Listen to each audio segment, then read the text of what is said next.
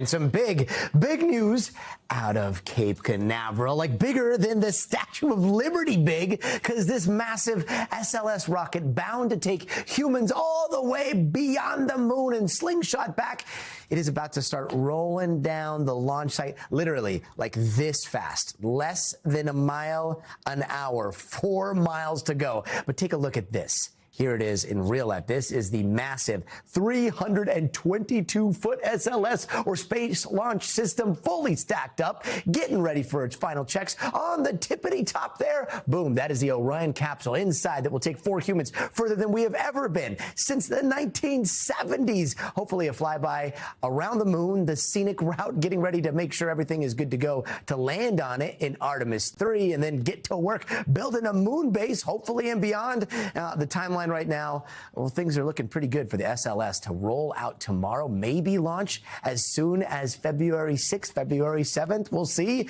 Joining us now is astronaut José Hernández. José, this is going to be quite the year for space here. First things first, and I ask with the utmost respect for everything that has gone into putting humans into space. But 1972, that was the last time we were on the moon. This mission is a moon flyby. What's taken us so long to come back?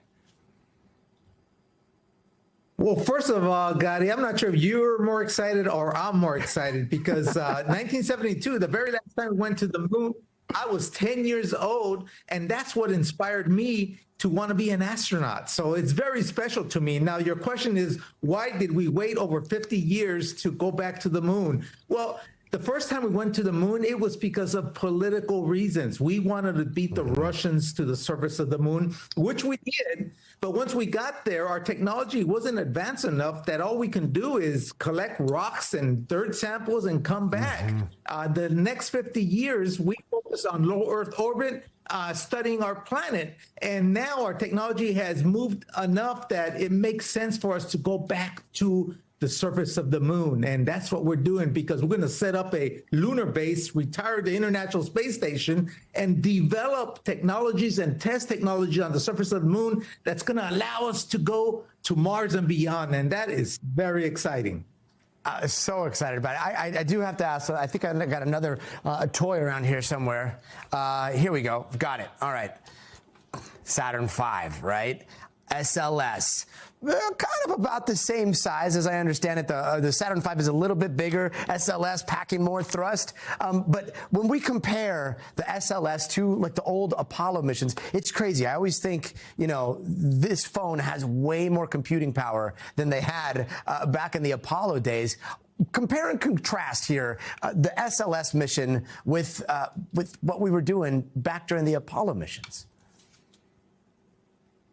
Well, you'll notice that the SLS system has 2 solid rocket boosters, the side rockets there, that give it more thrust. So it's kind of like Apollo on steroids, the new Artemis SLS launch system. And you're right, our phones has more computing power than the Apollo, which makes it even more incredible back then that in 69 through 72, we were sending humans to the moon. Now we've got a more redundant system, computers with a lot more capability, autonomous piloting, all kinds of bells and whistles that's going to allow us to have very successful missions. And real quick, you know, the last time we did launch an Artemis 1, right? And I don't have, I mean, you have to forgive me. This is an actual rocket, but it doesn't have the Orion capsule, right? But let's pretend like this was the Orion capsule and it came back. I understand that there were some problems with the heat shields, right? What have we fixed there? What's different about Artemis 2, and have all the kinks been worked out during the first dry run when there were no humans on board?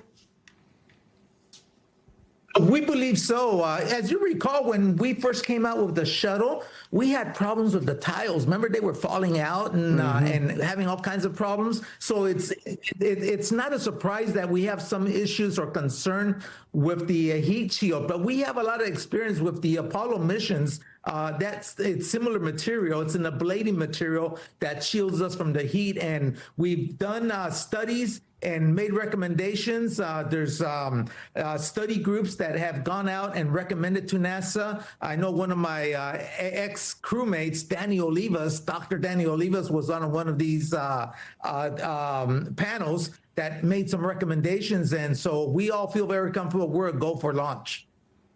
Go for launch. That's music to our ears. Hopefully that happens right at the beginning of February. José Hernández, always a pleasure to talk to you. Thank you so very much.